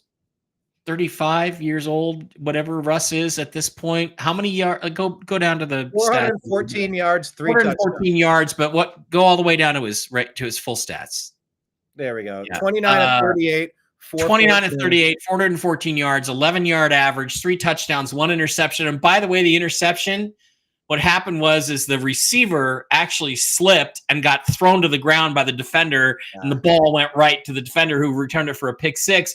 That if the guy does not slip, that's not an interception. And I'll tell you what, Mike, I'm open to the idea of putting an asterisk behind certain turnover metrics. Ones that are now that's objective. That that some of that can be too objective to quantify. But is it? We all know what we know. If it's not, But again, I don't have to make any apologies for Russ. They've changed how they define the comeback player of the year. But screw it. Give it to Russell Wilson, especially coming back from all of the horrendous press and all of the douchebags like Mark Schlereth that trashed him last year. Fantastic, just fantastic game. Well, let's say here's a problem though. It's 2 Cincinnati fumbles from Joe Burrow, 2 lost fumbles. Well, he gets hit. He gets hit, and He but hangs God, in there that extra half second, you know. the things he can do in the passing game are really terrific. Now he's a pocket passer, but so you got to invest in improving offensive line for him. But you build that offensive line out for Joe Burrow. It doesn't matter whether T. Higgins stays or goes. You're going to be a contender for a long time in Cincinnati. Good for you. And after I win the lottery, the first multi-billion-dollar lottery next week, I'm going to be in the market to buy those Bengals. They're my team. That's the team I was told in a dream that I would someday own, is the Cincinnati Bengals. As if they won't let Rush Limbaugh own a team, you're not even going to sniff a meeting for a team, Mr. Bara. But I like that. You were told in a dream. I was told I would be my future in football was in Middle Tennessee or something. I had a weird dream. I'm like, huh? I still don't know. There's an old movie. It was a Warren Beatty movie in the late 70s. It's called Heaven Can Wait. And it was about a guy who was a quarterback, but he gets killed in a car accident or something. And they're saying, it's not your time. So you're going to go back and inhabit the body of this other quarterback and live the life you were supposed to live. And actually, no, he inherits the body of a multimillionaire back at the time that, a multimillionaire was a lot of money. There was no billionaires back then. And so the old owner's sitting there and he's watching the Rams and he goes, "He got my team. That son of a bitch got my team." And the guy says, "Well, what did he do?" He said, "He asked me how much I wanted. And I said, $25 million. Well, what did he say? He said, okay." That's going to be me. Paul Brown, the Brown family or whatever the Brown, how much do you want for the team? I want $4 billion. Okay. Yeah. Now I own the Bengals. So yeah, but we found out that the NFL is a private club. They would not let Rush Limbaugh join that ownership group of the Rams. Right. He went through it. He wanted it. I mean, he started off as a football guy too. Yeah. They just said, "Oh, you have opinions that you're not allowed to have." It's like, says who? What a weird world that you can't have opinions. Anyway, that being said, just another big win for the Steelers. Yeah. Their defense is Super Bowl caliber. Their offense is coming along. You never know what could happen. They could go into Kansas City and knock the Chiefs off in an NFC Championship game. They could. Figure. Yeah, last season the AFC North, all teams were in contention for playoff berths, and I think three of us made the playoffs last year. But Cleveland 3-9, Cincinnati 4-8. Baltimore slips to 8-5, one game back of the 9-3. Yeah, Baltimore's teetering on the brink there around that 6th or 7th spot, really. So, yeah, something to keep your eye on for sure. A lot of hype coming out of Baltimore for Lamar Jackson all these years, and we'll see how it shakes out again. Okay, let's pivot here. Cardinals, this is the team in your division. You do not like the Cardinals very much. They fall to 6-6, well, which is good for you. Them. Yeah, I do like them. I'm glad they lost this game. They had it kind of won, and they gave up a lot of points in the fourth quarter. What is it, 20 point? No. 10 points. At the end, Sam Darnold comes through for the Vikings. Cardinals are a good team. It's going to be a difficult game for the Seahawks, but I think the Seahawks defense is playing really well right now. The last 3 or 4 weeks, since they benched Byron Murphy, their number 1 pick with the 16th pick in the draft, since they benched him, the defense has played terrific. And you got to give a lot of credit to new head coach Mike McDonald. So that'll be interesting. I don't know what to say about the Cardinals. Kyler is good. He wasn't good in this game. James Conner is okay. Marvin Harrison Jr. is going to be a star. There's no way around that. So it was just one of those games. It was a very, it was an even game that went back and forth. I think this was an afternoon window game, if I recall. So the West Coast team got a break because that normally would have been a 10 a.m. start, but for some reason they have it 1 p.m. On Fox. So that would be Easter. Okay, I thought it was not the same time. I thought it was after the Seahawks game was over, but I may be wrong. But I don't know what to say about it. Even game between two good NFL football teams, and it just came out that the Vikings squeaked it out. So yeah, well, I'll say another thing to add: the Aaron Jones component. I traded for him last year on my way to winning a fantasy football championship, and then he leaves the Packers. I'm like, oh, great. Where's he going to land? Is he going to be like Dalvin Cook? He's going to go from the Vikings to nothing. He's literally like done, and he was part of that trade too. But the story with him, he had some big mistakes, and they benched him. and he came back to make that touchdown, the game-winning touchdown. Yeah. Of all things. And they're just like, he's one of our top playmakers. We're going to keep going to him, but you got to hold on to the ball. You can't be making these mistakes. And so that was an interesting storyline there. I'm not sure if you saw those plays, the mistakes, and then the retribution. Yeah, I didn't watch this game closely. I didn't watch it closely. Yeah, that was a nice storyline there, watching that happen. But anyway, that being said, let's bounce to the next one. Indianapolis Colts. Here's another super close game. Right down to the wire. Anthony Richardson versus Drake May. They both had their moments. They both did things. Anthony Richardson can do some things physically that are off scale high. And I think Drake May is coming along. All I can say is, another really close game between two pretty average NFL teams, but the Colts are a little better, and they came away with the win. So good for them. And the Colts, they improved to 6-7 on the year. They're only 2 games back of Houston, who has not played great all year. No, but I don't think they're going to catch them. No, I wouldn't put money on it either. But I'm just saying, Houston is not looking dominant. They're eking things out, and Indianapolis is they're lingering long enough. I know it's getting late in the season, but just keep your eyes peeled. I don't know if they match up head to head. Yeah, Jonathan Taylor, of course, is such a great running back, but that's the rest of the games for the Colts. They have them playing Broncos, Titans, Giants, Jaguars. I mean, geez, they're playing Titans, Giants, Jaguars. Those are easy. Win. Yeah, they could do that. Yeah. So I mean, if you were the Houston Texans, keep your eye out on that one. By the way, New England drops to 3-10. They enter the Cleveland Browns territory with 3-win teams, but of course they have a quarterback they seem to like. So maybe they're not in direct competition with maybe our most urgent position of need in Cleveland. Okay, let's bounce over here to a team that drafted a quarterback high, and they completely turned around their season. They turned around their franchise. Commanders, they rocked your boy. The Commanders, maybe soon to be the Redskins. I'm taking this thing kind of seriously. They're looking at going back to the logo. And look, once they go back to the logo, it's only a matter of time before they start calling them the Redskins again. There's no way around that. So can we bring back our Cleveland Indians? Yeah. We need to reverse all this cancel culture bullshit. The Indians were named after Louis Saka Lexus, start off as like a pejorative nickname from some of the writers. And they go, no, well, we do like the name. They got the Braves down in they were Boston, then they went to Atlanta. There was a major thing across the country naming things Native American names, Indian names. And we honored Louis Saka Lexus, the first Native American player to break the color barrier. The Indians had the first black manager, Frank Robinson, in the American League. We had the first black player, Larry Doby, in the American League. We're a trailblazing franchise. Don't whitewash our history. Yeah, we're very a lot of vibrancy. Don't erase it from us. The Guardians suck. Yeah, and exactly how is calling the team the Indians racist? That's what we're rooting for our team to win. Like that's our tribe. That's our band of brothers. That's our tribe. Yeah. We are the Indians, and it's a huge cultural thing in Ohio. The Native American tribes, the history and the imprint is all over the Ohio region. Anyway, no, I like that they're thinking about keeping it called the Commanders, but bringing back the logo. Yeah, that's the rumor. But once the logo comes back, the Redskins nickname's coming back after that, or they may do it all at once. But we'll see.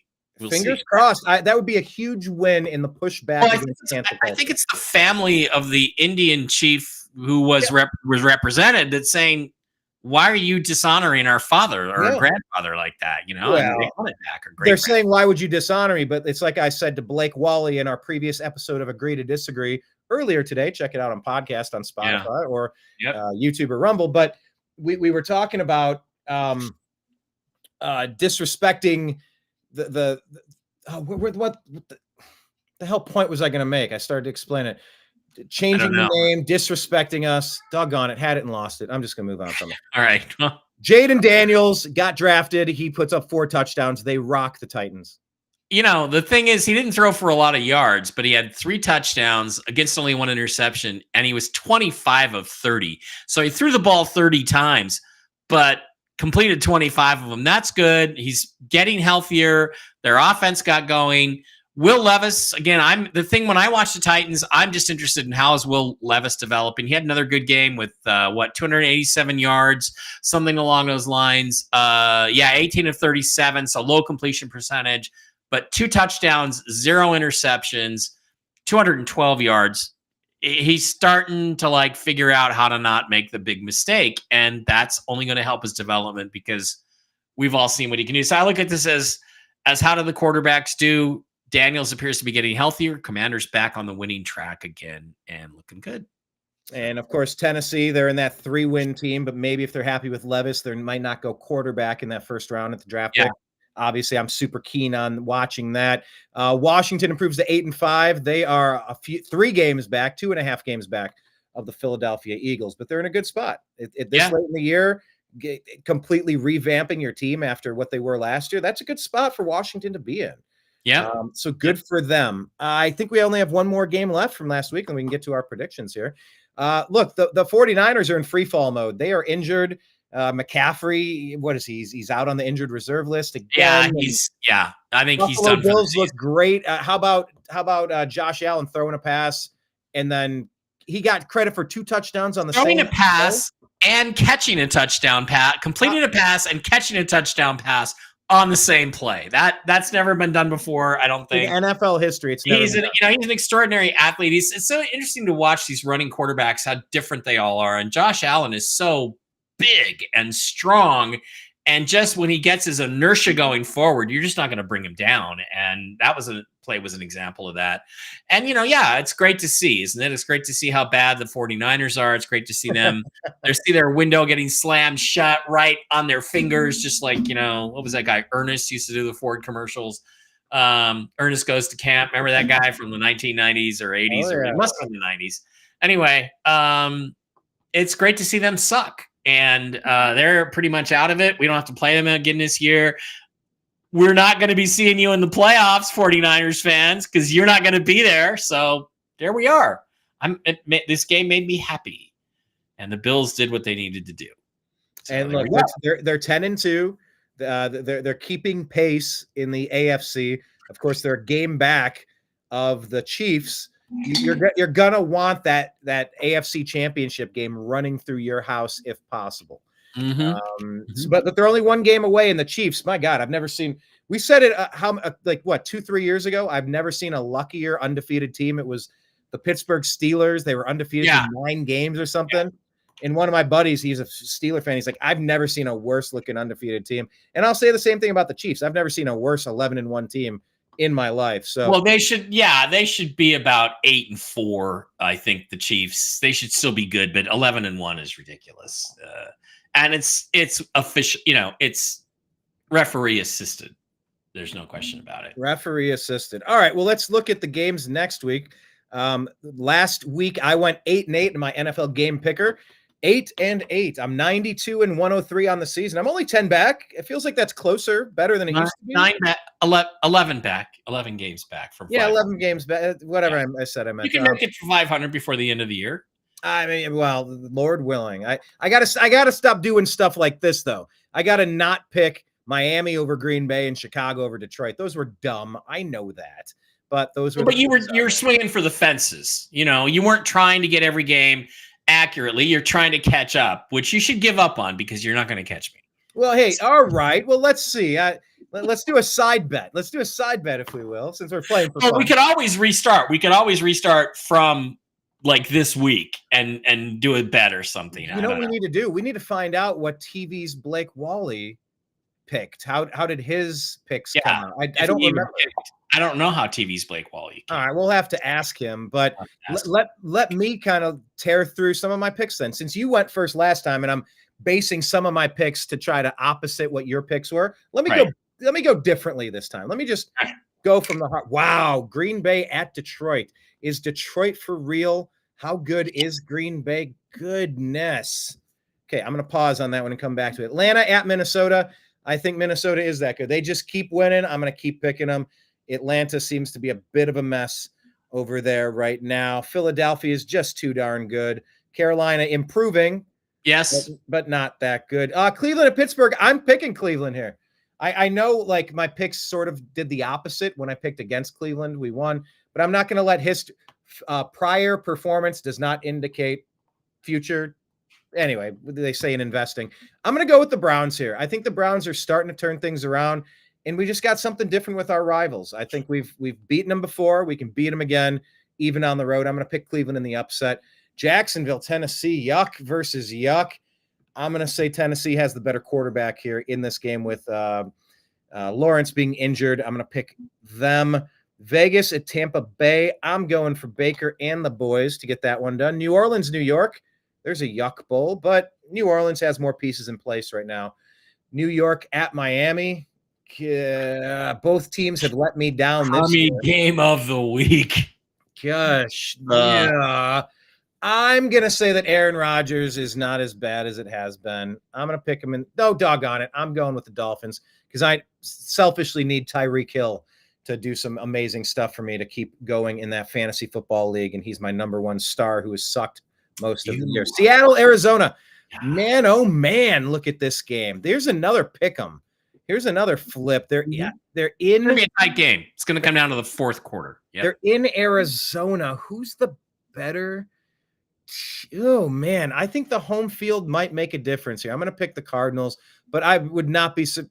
You know what? Look, I did it twice. I'm switching. I'm going back to Seattle. I'm picking your boys here. I think they're gonna get it done. I think they have a more stable situation, top to bottom. I think they're gonna grind it out and get it done. Buffalo at LA Rams. There's a weird trap game there. I was wondering who's the best team in the AFC. I'm going to pick the Buffalo Bills, but I would not be surprised if the Rams beat them by 10 or 14 at all. I would not be surprised. I think the Rams 6-6 record is deceptive. Chicago at San Francisco. San Francisco's reeling. Chicago, I'm going to pick them to get this one done. They're only one game apart on the season. You think it's a blowout, but you're like, these are fairly even matched lineups here. Los Angeles at Kansas City, picking the Chargers. I don't think Kansas City's that darn good. And then Cincinnati and Dallas, I don't think Cincinnati's that darn bad. I'm going to go with them. And finally, back to Green Bay, Detroit. Green Bay, Detroit. Goodness, I like both of these teams. I would normally pick both of them to win. I'm going to pick Lions on this one. Mike Bara. That's what all right. Good picks. I don't disagree with a lot of them. I tried to be more sane this week. I think we're going to agree on more than we disagree. Okay. Agree to disagree. By the way, check out the Agree to Disagree show every Tuesday and Thursday at 3 p.m. Eastern. All right, I want to review last week. Last week I was 14-2. Again, if you put $20 on every team that I said was going to win on the money line, you would have made some money. I am 133 and 62 on the season. I am rolling. The only two games I missed were Los Angeles, maybe a little bit of hope there, and Baltimore, Philadelphia, because I listened to my buddy Jim. Jim, your picks are not here this week. I don't know hopefully Jim's feeling good, but that was last week. This is this week. So let's slide up to week 14 here and pick up where we left. I'm broadcasting. Okay, just want to make sure. All right, tonight's game. Packers are good, well coached. They're on the road. I like the Lions at home. I think the Lions are that good. They're going to stay that good. By the way, Mike, let's pause here for a second. Skip down to the Bears real quick. Marco jumped in here. He says, as a Bears fan myself, don't worry. The Bears are going to F it up. So let's get your thoughts on this one. I picked the Bears. I'm taking Marco the Bears. Is not feeling it here. What say you? And Marco, I get it. You're cynical about your team. I understand, but I'm picking the Bears. I think Caleb Williams is playing better and better every week. I think he's going to continue to play better. I think the 49ers are reeling. I think this is going to be considered an upset, but I think the Bears are going to get to 5-8 just because they will be encouraged by their performance last week. And they'll figure a way to pull it out. Before you move on, Mike, let me ask one more thing about the Lions pick there. You picked them. Larry's chiming in that the Lions game is only on Prime, and that's BS. Yeah, that's on the games being on Prime. I have Prime, so I like it. I hate it. There was a bar that I found that I liked. It's El Dorado Cantina. It's a Mexican place just a mile or so up the road here at Tivoli Village. And they have a cute waitress and bartender. What's and I his was name? like, Susie. And I was all looking forward to it. And the first week's Thursday night game, they had it there, but that was on network TV. I get there the next week to hit the happy hour. We don't have Amazon. And I'm like, how can you be a bar and not have the football game? Yeah, that's on Thursday night. Thursday night is when the weekend starts anyway. So that's true. And by the way, Robin Parker's reminder. I agree. Robin likes Detroit tonight. So. I agree with you, Robin. I like Detroit tonight too, just because I think they're going to continue to win. Now, Falcons versus Vikings. This is a tough game. Vikings. That's a new one. Vikings. Look, I think the Vikings are at home. They get a bounce back win. They're going to beat the Falcons. I like Falcons. Carolina, again, the thing you have to look for if you're a Carolina fan is the continued growth of Bryce Young. You don't have a chance against the Eagles. This is not even a trap game. The Eagles at home are going to win easily. The Steelers are going to beat your Browns. Your Browns are capable of coming up with an upset, but you already beat them once a couple weeks ago. Steelers are going to be looking for revenge. Russ is Russ. Russ is good. Miles is going to have to break Russ's leg or something to keep the Steelers. Don't say stuff like that. He's going to have to, he's going to have to like go Mason Rudolph on her. What was that? Who was that guy that he hit with his helmet? No. He didn't. Hold on. Mason Rudolph was continuing to charge at Myles Garrett with two offensive linemen. So while backpedaling, Myles swung to get him away from him. They wouldn't stop coming after him like a swarm of angry bees. Myles Garrett is going to have to go Mason Rudolph on Russell Wilson for the Browns to win this game. I hate to say it. And we have some payback with Minkah Fitzpatrick blowing out Nick Chubb's knee, but I want a nice clean game. But in this one's out of the snow globe. Steelers are not. It's not going to be in the snow. Steelers are going to win that game. Tennessee, Jacksonville. I like Will Levis and Tennessee. I think that with Trevor Lawrence iffy for this week, you got to go with the home team. You got to go with Tennessee. Tampa Bay. Look, it's always a safe bet to bet against the Raiders because they suck so bad. But this could be a trap game. The Raiders have had a couple games where that's like, where did that game come from? They play great. Mm-hmm. It could happen. I don't think it does. I think Tampa and Baker hang on, and guess what? With Tampa Bay winning and the Vikings beating the Falcons, that means Tampa goes into first place and a playoff position in I hope so. South. New Orleans at the Giants. God, two terrible teams. Derek Carr is better than Drew Lock. I'm going to take the road upset for the Saints to really make New Yorkers' lives miserable, and to make it even more miserable, the Dolphins with Tua are better than the Jets with Aaron Rodgers or anybody else at quarterback. The Jets are a mess. And the more you watched that game last week, the more of a mess the Jets are. Seattle at Arizona. Going to go with my heart here. I'm going to the game. I will be there. I think Arizona's a pretty good team. I don't think they're an experienced team. I think the Seahawks defense the last 3 weeks, especially Leonard Williams in the secondary, and Ernest Jones, the linebacker, has been just fantastic in the run game. I think we take away the run game. I think it's a close ball game into the fourth quarter, and I think Geno pulls it out for the Seahawks near the end. We could lose on a missed field goal by Jason Myers, who stinks, but I really do think the Seahawks are going to win this game. I think they're going to go to 8-5 and put almost a stranglehold on that NFC West division. Because I just don't think the Cardinals are. What a blessing having the Niners injured like this. I mean, they were so in the hunt, and now they're so out of it. That's why, Brian. That's why I took a chance and bet $100 on the Seahawks to win the NFC West. I'm like, usually I bet on them to win the Super Bowl. I'm like, they're not going to win the Super Bowl. But you know what? Good morning, hi Ruben Darren. How are you? How is everybody over there in? I forget. I think Ruben Darren lives in Bangladesh. I think. India, Bangladesh, one of those countries. I forget. Pakistan. Rubes, you got to tell us where you at. You're awesome, Ruben Darren. But I got a chance to win it now. Collect $700. $700. That'll get me, I don't know, 4 or 5 lap dances at Crazy Horse 3. So not very many anymore. Inflation has also hit the stripper market. I love how we're measured. That's a unit of measurement. Do you ever What is the unit of measurement? How many lap dances can I get out of this? Did you ever see that Nate Bargatze skit on Saturday Night Live where he's like kind of General Washington, and they're setting up the new nation around a campfire, and they're talking about, we're going to use these units of measurement. We're going to use gallons, but not miles per hour. We're going to use this, but not that. How many quarts are in a gallon? Nobody knows. Nobody. No, 4 quarts are in a gallon. Everybody knows that. It's how many liters are in a gallon. Or whatever it is, and it's how many feet are in a mile. Nobody knows. 5,280 feet. Come on, I know. Right, of course. But like, anyway, it's a funny skit. You got to watch. The metric system. No, but it sounds hilarious. All right, hilarious. Please watch it. Okay. All right.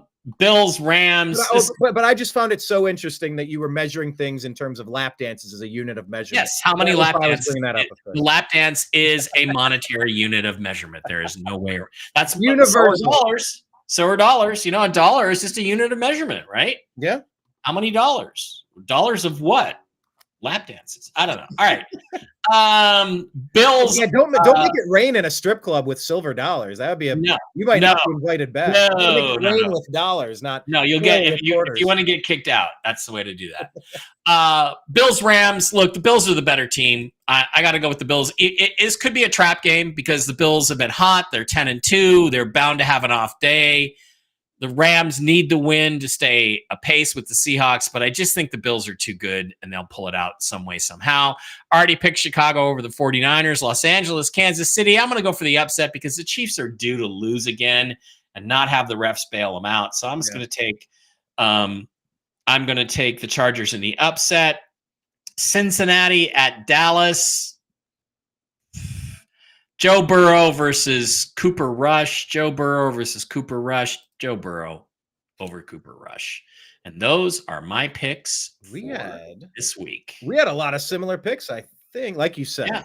Yeah. Not too many differences. Joe Burrow versus Cooper Rush is a pretty easy call to make, you know. Well, but it's like a lot of things. They talk about Josh Allen versus Matthew Stafford on the road is a harder pick to make, but that's true. No, you got to go on past results. No, I will. Past results do not indicate future performance. Future performance. What I was trying to say there, like Charles Schwab. Okay, cool. Well, then there you have it, everybody. There were last week's explanations. These are the predictions for next week, and we want you to follow us. There's a new X account at TNAM. That's for the New American Media at TNAM Football. That is our strictly football. Why don't you put it in the chat there? Yeah. Are you doing that? Looks like you're typing. I'm going to, yes. Perfect. Yeah. So check that out and check out all of the places that you can find Mike Bara. Let's see, Mike. Where are the best places to find you again? I ask you every week. What shows do you want to advertise? You do 100 shows a week. Yeah, for sports and everything, it's at seahawkboymikeb. Mike B, rather. I just put that in the chat, and hopefully you can go in the description. I have no shows left this week unless I do something spontaneously, but I have Real News Live with Mike and Jen on Mondays and Tell the Truth Wednesday with Mike and Jen on Wednesdays and Toxically Masculine Tuesdays on Tuesday night, which is, again, pure news show. And then Whiskey and Wisdom on Wednesday night. That was last night with the original Mark Z, where we just, it's not quite as masculine as Toxically Masculine Tuesday, but with Mark Z and his son Zester. And we give, that includes Mike Bara's bad dating advice. Which is actually good dating advice. Which is actually good dating advice. So what was the highlight from yesterday? I keep meaning to check that one. I've never caught a notification. I'd like to check out as much as I can, but I haven't seen that one. Like, what was a highlight from yesterday's show? Well, the highlight, I think, would be the standard thing, which is on the first date, you always going to want to go for drinks and appetizers. Okay. But here's the thing. A lot of women think you're supposed to pay for everything. You don't do that. You say, look, drinks and appetizers, I'm buying the first round, but if you want more drinks and more food after that, you're on your own. It's because what this will do is this will tell you a lot about the lady. If she's interested in you, she'll show up anyway. Maybe she'll just have one drink with you and a few appetizers and go away. We don't know. Maybe she will. But depending on what she drinks will tell you a lot about her. If she orders a beer, she's a fun girl. You can take her to a ball game. You can have fun with her. That she likes to enjoy herself and have a beer and watch sports with her guy. That's a good thing. If she drinks wine, it means she takes the date seriously and wants to not get out of control. And there's a sophistication as well to wine. If she Hold on. Now I can't hear you. Your mic went silent. Did you press a button there? I did by accident. If she orders hard liquor, you're in. Okay. If she goes, oh, for the tequila shots, but she's recreational use only. If she buys a girly foo-foo drink, you're in the middle zone. You don't know where you're at. But if she sticks around for the second round, you wait and see what she orders first. Does she order the most expensive thing on the menu for the food? Does she order the most expensive drink she can find? Or when she's spending your money, does she do something moderate and reasonable? I'll have a Cosmopolitan. And, do you like sliders? Let's share sliders. Or do you like buffalo wings? Let's share this. Something like that. But if she orders Wagyu steak wrapped in gold, if she orders the Wagyu steak lobster rolls for $180, then you know why she's there, right? So the contrast between the first round and the second round will show you a lot. And here's the thing. If you like the girl and you don't feel like she's using you and you're pretty sure there's going to be a second date, go ahead and pick up the whole tab at the end of the night. Okay. But you say to her, first round, I'm buying everything. Let's see how it goes. Second round, if you want more, you're on your own. And then watch what she does. If she orders the same thing both times, that usually means she's there to have a good time, not there just to use you for money. Right. Okay. So that these buy you a meal, right? Follow-up so do not take a lady to a nice dinner on the first date. No, you don't even know her. Don't even know her. How often does the first drink change to something different on the second? What percentage of the time? Oh, wow. Rarely in my experience. So rarely. I think I've chosen well. I have chosen well when it comes to the women. Yeah. How often does the drink? How often does the one drink end with one drink? Never.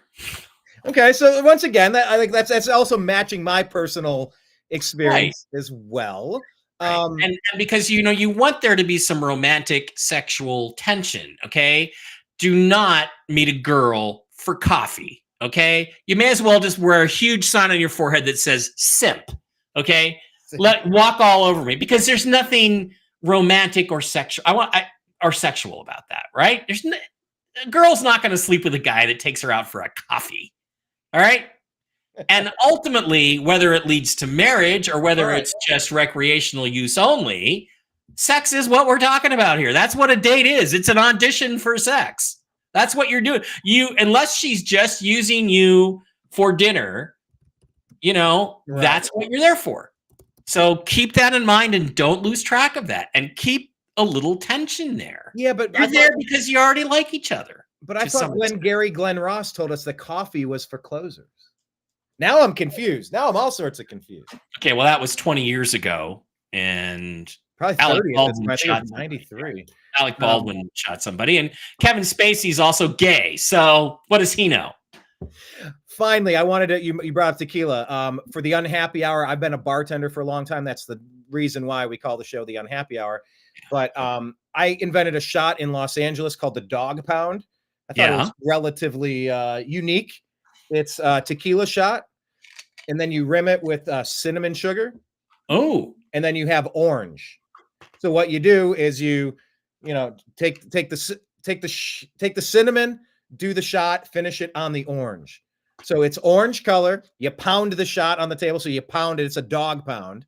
It's orange and brown. The brown's colors. It's tequila. I don't know. I thought it was a pretty unique shot. I invented that one out in Los Angeles. When I win the lottery and own the Cincinnati Bengals, you're going to be fun to hang out with, Brian, I'm sure. Oh, man. Let's go. Let's make Cincinnati Bengals football great again. Great again. Yeah. If we can get in, play the Browns. Keeps the except color. During Pumpkin Bowl 1 and Pumpkin Bowl 2 every year, we want to lose those games on a regular basis. Hey, all right. Okay, well, we'll pause it there. Mike, thank you again for everything. Today, always the final place you gave everyone where to find you. Yeah, just Mike Bara on Google, Bara, brings up mikebara.blogspot.com and has connections to everything. Awesome. And do you have any upcoming events in the next couple of months? Any tickets, any shows, any things, any speaking, any? Just taking the rest of the year off and enjoying my life. Heck yeah. Well, we enjoyed having everybody here. With Las Vegas. Yes. Viva Las Vegas for sure. Viva. I meant to say Viva. I said Viva twice. That's why I corrected you, because it was a little weird. Viva. Yeah, I don't know. That gave it away. Viva Las Vegas. Yeah. All right, let's go. Come on.